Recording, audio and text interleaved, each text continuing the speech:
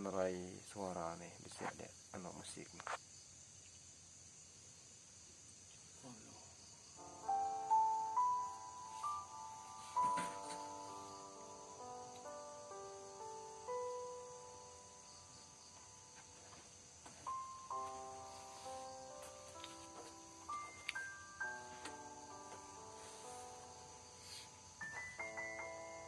Assalamualaikum warahmatullahi wabarakatuh. Alhamdulillah wa syukrulillah minallah billah wa ilallah. La hawla wa la quwata illa billah. Rabbi israh li sadri wa yassir li amri wa hlul 'uqdatam min lisani yafqahu qawli. Amma ba'du, alhamdulillah.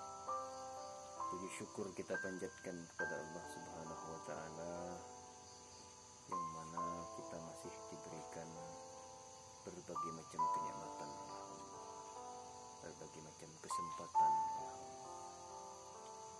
dan nikmat iman, nikmat Islam. Itulah kenikmatan yang sesungguhnya. Dan dengan dua kenikmatan itu kita bisa untuk menggapai surganya Allah dengan mentaati perintah-perintah Allah dan menjauhkan segala larangan-larangan Allah. Yang kedua, salawat dan salam senantiasa mudah-mudahan tetap tercurahkan kepada Nabi kita Muhammad sallallahu alaihi wasallam. Sebab sekaliber Nabi Isa sekalipun seorang nabi masih menginginkan untuk menjadi umat baginda Rasul sallallahu alaihi wasallam. Sementara kita yang sudah tidak diminta oleh kita, tetapi tertakdirkan oleh Allah untuk menjadi umat baginda Rasul sallallahu alaihi wasallam. Namun mungkin kebanyakan di antara kita tidak menyadari bahwa itu adalah bagian daripada kenikmatan yang luar biasa ketika seseorang tertakdir menjadi umat baginda Rasul sallallahu alaihi wasallam. Bahkan Nabi Musa itu pernah mengajukan satu pertanyaan kepada Allah. Ya Allah, kenapa sampai engkau begitu mencintainya baginda Rasul sallallahu alaihi wasallam? Apa bedanya dengan aku? Itu kata Nabi Musa alaihissalam. Lantas jawab Allah, wahai Musa, kalau kamu itu mengharap ridhoku, tetapi Nabi Muhammad sallallahu alaihi wasallam, aku yang mengharapkan ridhonya beliau. Subhanallah. Apakah kita sebagai umat beliau tidak bangga? Makanya perbanyak berselawat kepada beliau, perbesarkan rasa cinta kita kepada beliau, dan perbanyaklah mengamalkan sunnah-sunnah beliau. Mudah-mudahan nanti yaumil qiyamah beliau berkenan untuk memberikan syafaatnya kepada kita. Amin. Allahumma amin.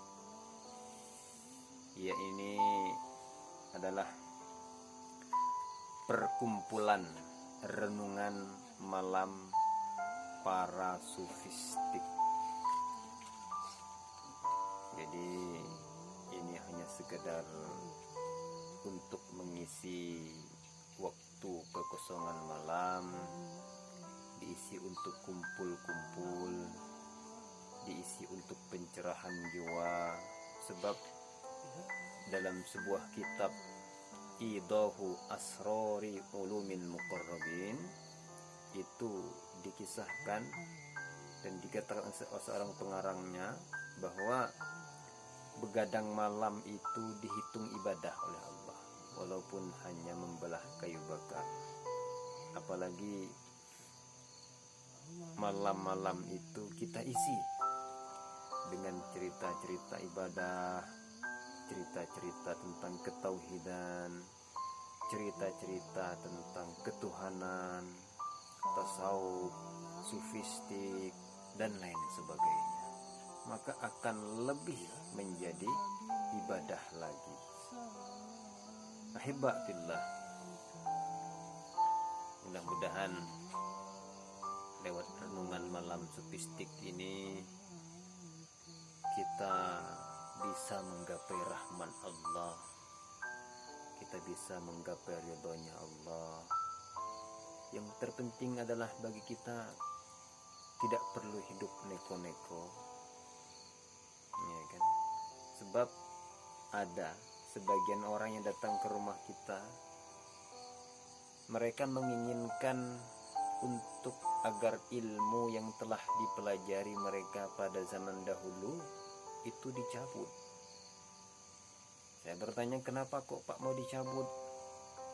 Sebab ilmu kesaktian itu dulu saya ketika mempelajarinya tidak menyadari, ternyata pada saat ini saya merasakan keresahan, ibadah tidak tenang, sering mimpi buruk. Jadi intinya mereka mau mencabut ilmu itu. Apalagi setelah mereka mendengar dari beberapa seorang ulama bahwa ilmu itu ternyata adalah ilmu yang tidak baik, yang dapat membuat sakaratul maut menjadi susah, yang dapat membuat hidup kita nanti di alam barzah tersiksa. Makanya tadi kita katakan hidup tidak perlu neko-neko. Yang terpenting adalah ketika engkau mampu untuk mengoptimalkan secara wajar, ketika datang waktu sholat kamu sholat, ketika datang waktunya kamu wirid kamu berwirid, ketika bulan puasa kita berpuasa, ya kan? Laksanakan perintah Allah sebagaimana mestinya. Tidak perlu kamu misalnya mengamalkan suatu amalan harus seperti ini. Toh ternyata pada akhirnya kamu akan menyesal juga. Ternyata itu adalah amalan yang tidak sesuai, yang tidak ada ketetapannya dari Allah dan baginda Rasul Sallallahu Alaihi Wasallam. Bahkan dalam kitab itu dikatakan fakullu man bighairi ilmin ya'mal a'maluhu mardudatun la tuqbal. Berbahaya saudara, ketika engkau beramal tidak ada tuntutannya, tidak ada panduannya, la tuqbal, mardudatun la tuqbal, tertolak dan tidak diterima. Ayo, kira-kira apa yang akan kita bawa untuk menghadap Allah selain amal ibadah dan ridha daripada Allah Subhanahu wa taala?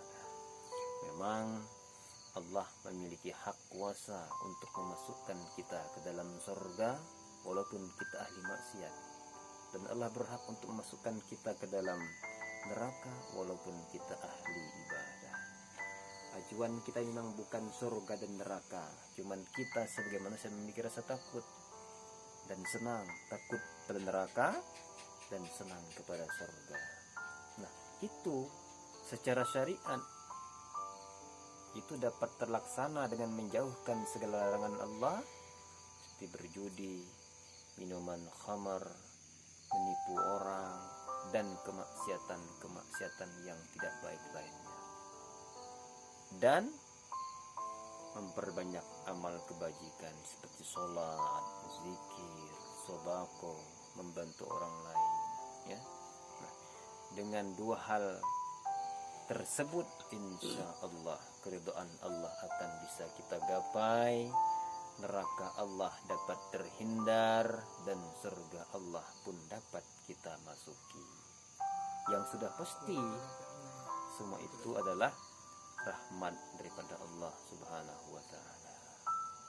Mudah-mudahan renungan malam sufistik pada malam hari ini menghantar tidur, mudah-mudahan dapat diambil hikmah dan pelajarannya sebagai, ya kalau kita pandang ini adalah ajang silaturahmi, saling berbagi kebaikan.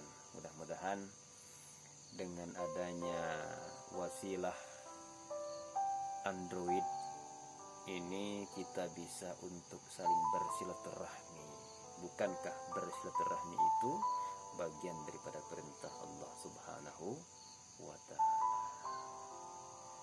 Saya Al-Fakir Rum bin Haji Aldin, mohon maaf sekira ada kata-kata kurang berkenan atau tersinggung. Tetapi sebenarnya tujuan tidak lain dan tidak bukan. Saya sayang, saya ingin kepada saudara seiman bagaimana agar kita itu dekat dengan Allah, dekat dengan ibadah-ibadah kepada Allah, jauh daripada kemaksiatan kepada Allah, yang nanti pada ending akhirnya kita masuk di dalam jannahnya Allah dengan ridho daripada Allah Subhanahu wa Ta'ala. Saya akhiri, hadanallahu wa iyyakum ajmain. Billahi taufiq wal hidayah. Assalamualaikum warahmatullahi wabarakatuh.